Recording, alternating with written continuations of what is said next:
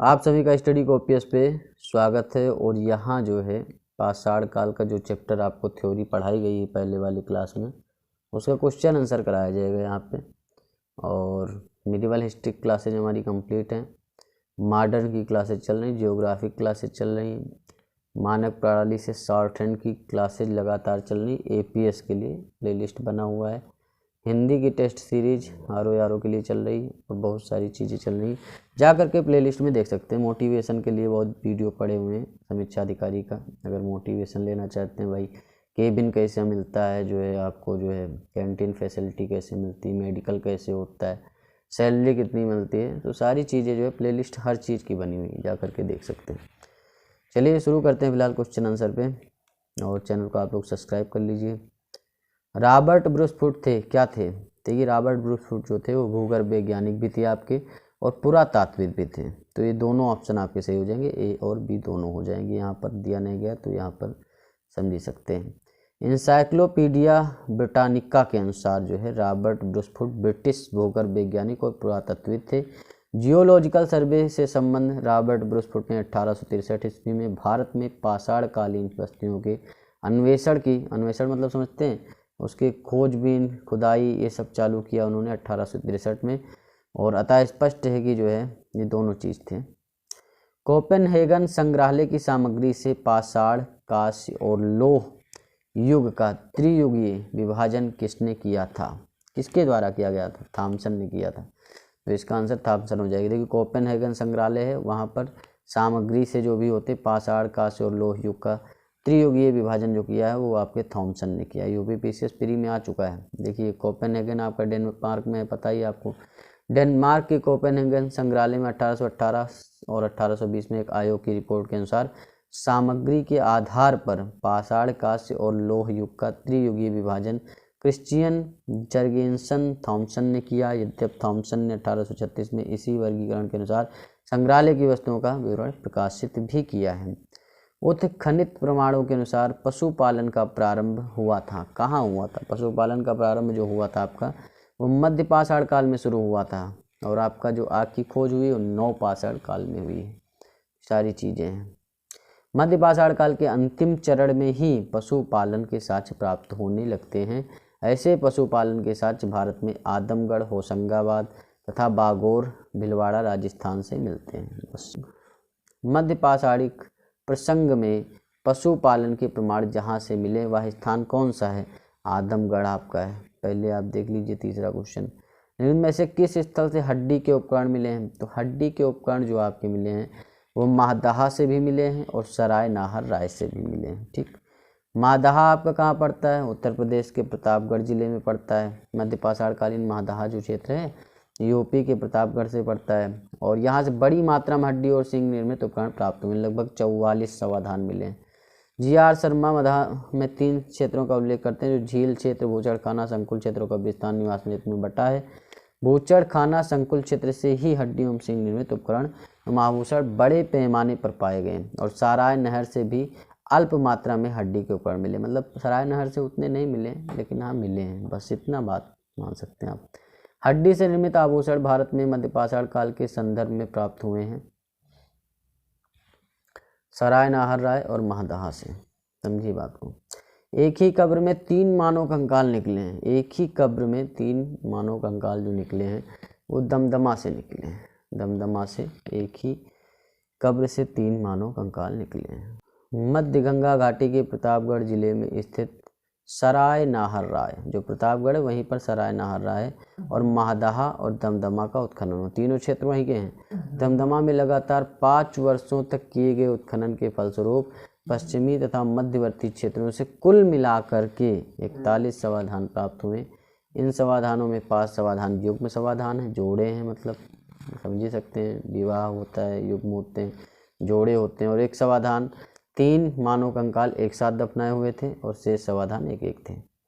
सारी चीज़ें हैं, लगातार प्रैक्टिस मारेंगे ना, सारी चीज़ें एकदम दिमाग में आपके फिट हो जाएंगी। आपको इधर उधर भागने की जरूरत नहीं है। देखिए क्वेश्चन आंसर करना बहुत ही ज़्यादा ज़रूरी है। खाद्यान्नों की कृषि सर्वप्रथम प्रारंभ हुई थी, तो कहाँ प्रारंभ हुई थी? तो नव पाषाण काल में जो है खाद्यान्न जो है शुरू हुआ सबसे पहले, समझ सकते हैं। और भारत में मानव का सर्वप्रथम साक्ष्य कहाँ से मिलता है? तो नर्मदा घाटी से सबसे पहला साक्ष्य मिलता है आपके मानव का।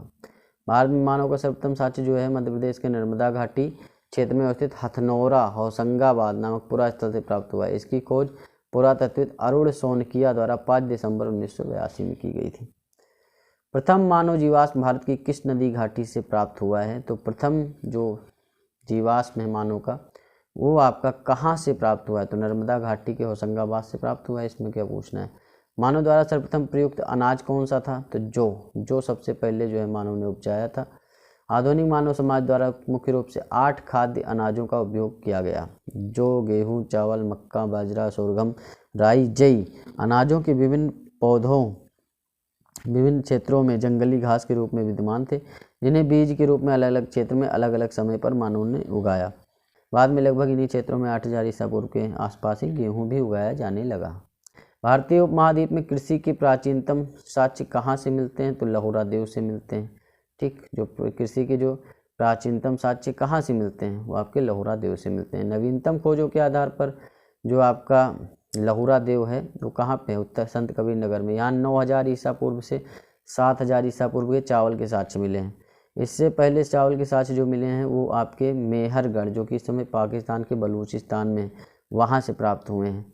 तो ये सारी चीज़ें हैं। और गेहूं के साक्ष्य जो मिले हैं वो आपके कोल्डिहवा से मिले हैं। भारतीय उपमहाद्वीप में कृषि के प्राचीनतम साक्ष्य कहाँ से मिले हैं? तो मेहरगढ़ से मिले हैं। ठीक, भारतीय उपमहाद्वीप की बात करें तो मेहरगढ़। भारतीय उपमहाद्वीप में कृषि के प्राचीनतम साक्ष्य कहाँ से प्राप्त हुए? मेहरगढ़ से आप लगा देंगे इसमें। ये लहुरा देव से भी मिले हैं, अभी लेटेस्ट मिले हैं चावल के साक्ष्य, तो अगर लहुरा देव देते हैं लहुरा देव लगा देंगे आप लोग। नवपाषाण युग में भारतीय उपमहाद्वीप के उत्तर पश्चिमी क्षेत्र में निम्न में से किस स्थान पर कृषि के अभ्युदय के प्रारंभिक प्रमाण प्राप्त हुए हैं? तो मेहरगढ़ से प्राप्त हुए बस, क्योंकि कृषि के साक्ष्य वहीं से मिले हैं। इसमें क्या सोचना है। चलिए आगे चलते हैं। भारत में पशुपालन एवं कृषि के प्राचीनतम साक्ष्य कहाँ से मिले हैं? मेहरगढ़ से बस, इसमें क्या सोचना है।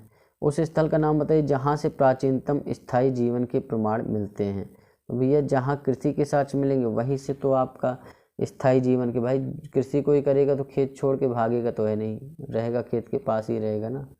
तो मेहरगढ़ से बस यही सारी चीज़ें हैं। इनमें से किन स्थानों से मध्य पाषाण काल में पशुपालन के प्रमाण मिलते हैं? तो बागोर नाम की जगह है, वहीं से आपके पशुपालन के मिलते हैं साक्ष्य। मध्य पाषाण काल से पशुपालन के साक्ष्य प्राप्त होने लगते हैं। पशुपालन के प्रारंभिक साक्ष्य मध्य प्रदेश के होशंगाबाद के निकट आदमगढ़पुरा स्थल और राजस्थान के भिलवाड़ा जिले में स्थित बागोर से मिलते हैं। इनमें से किसको चालकोलिथिक युग भी कहा जाता है? तो चालकोलिथिक युग जो कहा जाता है ताम्रपाषाण युग का इंग्लिश नाम है, समझ सकते हैं। यहाँ पर आहड़ सभ्यता के बारे में निम्न कथनों पर विचार करिए। तो देखिए यहाँ पर क्या हो जाएगा। आहड़ वासी तांबा गलाना जानते थे? हाँ जानते थे। ये लोग चावल से परिचित नहीं थे? नहीं, चावल से ये लोग परिचित थे। धातु का काम आहड़ वासियों की अर्थव्यवस्था का एक साधन था? हाँ भाई, जो तांबा गलाना जानते थे तो जाहिर सी बात है धातु काम करते थे। यहाँ से काले लाल रंग के मृदभांड मिले हैं जिन पर सामान्यतः सफ़ेद रंग से ज्यामितीय आकृतियाँ उकेरी गई हैं। तो ये भी एक खास बात है, क्योंकि काले लाल रंग के ऊपर जो है सफ़ेद रंग चढ़ा हुआ है। ये सारी चीज़ें हैं। 1 3 4 सही हो जाएगा, एक आपका ए सही हो जाएगा। यहाँ आप सारी चीज़ें पढ़ सकते हैं डिटेल में पॉज करके। इनमें से किस एक पुरा स्थल से पाषाण संस्कृति से लेकर हड़प्पा सभ्यता तक के सांस्कृतिक अवशेष प्राप्त हुए हैं? तो मेहरगढ़ से भैया, बलूचिस्तान में है, पाकिस्तान के। नौदा टोली का उत्खनन किसने किया था? HD सांकलिया ने किया था, यूपी लोवर में आ चुका है। ठीक, नौदा टोली मध्य प्रदेश में है। ठीक, पूना के प्रोफेसर थे, HD सांकलिया ने कराया। यह स्थल इस महाद्वीप का सबसे विस्तृत खनित ताम्रपाषाणकालीन ग्राम स्थल है, जिसकी तिथि ईसा पूर्व 1600 से 1300 के मध्य निर्धारित की गई है। नौदा टोली किस राज्य में स्थित है? तो नौदा टोली जो आपका है वो मध्य प्रदेश में स्थित है। नौदा टोली कहाँ पे है? MP में है बस। बृहद पाषाण स्मारकों की पहचान की गई है तो मृतक को दफनाने के स्थान के रूप में। राग का टीला निम्न में से किस नौपाषाणिक स्थल से प्राप्त हुआ है? संबंधित है, ठीक। तो संगन कल्लू आपका कर्नाटक में पड़ता है, कर्नाटक में सूर में पड़ता है आपका बेल्लारी जनपद में, और यहीं से राग का टीला मिला है। राग का टीला मतलब समझ ही सकते हैं, कई लोगों को जल गए थे, ऐसा कुछ सिस्टम था और वही राग का टीला बन गया। तो भीमबेटका किसके लिए प्रसिद्ध है? तो भीमबेटका गुफाओं के शैल चित्र के लिए प्रसिद्ध है, और प्राग ऐतिहासिक शैल चित्रकला का श्रेष्ठ उदाहरण यहीं से मिलता है। और इन गुफाओं में जीवन के विविध रंगों को पेंटिंग के रूप में उकेरा गया है, जिनमें हाथी, सांबर, हिरन आदि के चित्र हैं। अब तक लगभग 700 शरण स्थलियों की पहचान की जा चुकी है, जिसमें 133 चित्र पाए गए हैं। इनमें से कौन सा स्थल प्रागैतिहासिक चित्रकला के लिए प्रसिद्ध है? तो आपका भीमबेटका गुफा है, इसी के लिए प्रसिद्ध है, मध्य प्रदेश में है। बस इसमें क्या सोचना है। भीमबेटका गुफाएं कहाँ हैं? तो एमपी में है आपकी। एमपी में कहाँ पे है? अब्दुल्लागंज रायसेन में। ये इम्पोर्टेंट एमपी पीसीएस में आया। भारत में किस शिलाश्रय से सर्वाधिक चित्र प्राप्त हुए हैं? तो आपके भीमबेटका से प्राप्त हुए हैं। भारतीय पुरातत्ववेत्ता ने पहली बार भीमबेटका गुफा को देखा, उनके शैल चित्रों को प्रागैतिहासिक महत्व को खोजा, तो BS वांकर जो है इन्होंने खोजा था। मध्य प्रदेश के रायसेन जिले से जो इसे भीमबेटका गुफा थी, और यहीं पर जो है यूनेस्को ने इन्हें BS वांकर ने खोजा था। बस भीमबेटका को इसने खोजा था, तो BS वांकर ने, याद रखिएगा। इनका पूरा नाम था डॉक्टर विष्णुधर वाकड़कर। गैरिक मृदभांड पात्र OCP का नामकरण हुआ है हस्तिनापुर में। सर इम्पोर्टेंट क्वेश्चन है भैया, ठीक। जो चीज़ें नहीं आती उसे रट डालिए, क्योंकि कोई आपका पेपर एकदम सर पे, इतना टाइम नहीं कि पूरा डिटेल में आप पढ़ेंगे, तो सारी चीज़ें हैं। और ताम्रसम काल में महाराष्ट्र के लोग मृतकों को घर के फर्श के नीचे किस तरह से दफनाते थे? तो महाराष्ट्र में उत्तर से दक्षिण दफनाया जाता था, और दक्षिण भारत की बात करें तो पश्चिम से पूर्व दफनाया जाता था। बस ठीक। और ये सारी चीज़ें हैं।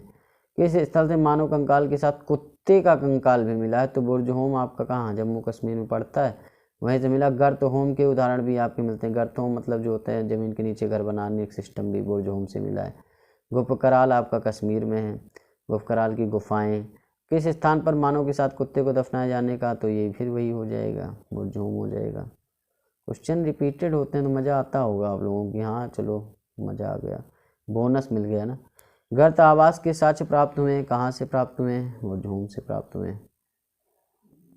ये सारी चीज़ें हैं। अब यहाँ पर आपको क्या करना है, निम्नलिखित इग्मों पर विचार करिए, ठीक। बुर्जहोम आपका कहाँ है? बुर्जहोम से आपका, बुर्जहोम जो है शैलकृत देव मंदिर है, ऐसा कुछ नहीं, तो पहला तो गलत ही हो जाएगा। चंद्रकेतुगढ़ टेराकोटा किला है। गणेश्वर ताम्र कलाकृति है, 2-3 सही हो जाएगा। बस ज़्यादा कुछ सोचना नहीं है, इसे आप पॉज करके रोक के पढ़ सकते हैं, कोई दिक्कत की बात नहीं है। विंध्य क्षेत्र के किस शिलाश्रय से सर्वाधिक मानव कंकाल प्राप्त हुए हैं? तो आपके लेखैया जो है वहीं से सबसे ज़्यादा प्राप्त हुए हैं। नीचे दिए कथनों, एक कथन को एक दूसरे के कारण में कहा गया, एक को कथन है, दूसरा कारण है। विंध्य क्षेत्र के पाषाणयुगीन लोगों ने नूतन भूतल काले के अंत में गंगा घाटी में प्रव्रजन किया है। तो इसका आंसर आपको बताना है, ठीक। जलवायु परिवर्तन के कारण इस काल में शुष्कता का चरण था। तो देखिए AR दोनों सही है और RA की सही व्याख्या करता है, इसीलिए सही हो जाएगा। भारतीय पुरातत्व सर्वेक्षण विविध विभागों मंत्रालयों में से किसका संलग्न कार्यालय है? तो ये आपका संस्कृति कार्यालय। भाई संस्कृति संबंधित यहाँ जो है सारी चीज़ें होती हैं, तो सांस्कृतिक कार्यालय है। भारतीय पुरातत्व का जनक किसे कहा जाता है? अलेक्जेंडर कनिंघम को कहा जाता है। MPPCS में आ चुका है, याद कर लीजिए एकदम, वनडे एग्जाम में भी आता है। राष्ट्रीय मानव संग्रहालय कहाँ पर है? तो राष्ट्रीय मानव संग्रहालय आपका भोपाल में है। ओके, राष्ट्रीय मानव संग्रहालय भोपाल में है। तो आ गए हम सिंधु सभ्यता एवं संस्कृति पे। ये क्वेश्चन आंसर आपको बहुत फास्ट तरीके से करना है, और बहुत जल्दी जो है एंशिएंट हिस्ट्री कंप्लीट की जाएगी। मेडिवल हिस्ट्री कंप्लीट है, मॉडर्न भी क्लासेज चल रही, तो टेंशन मत लीजिए, पढ़ाई करते रहिए आप लोग बस। और चैनल को सब्सक्राइब करिए, लाइक करिए, कमेंट करिए। मिलते हैं नेक्स्ट वीडियो में। धन्यवाद, थैंक यू, शुक्रिया।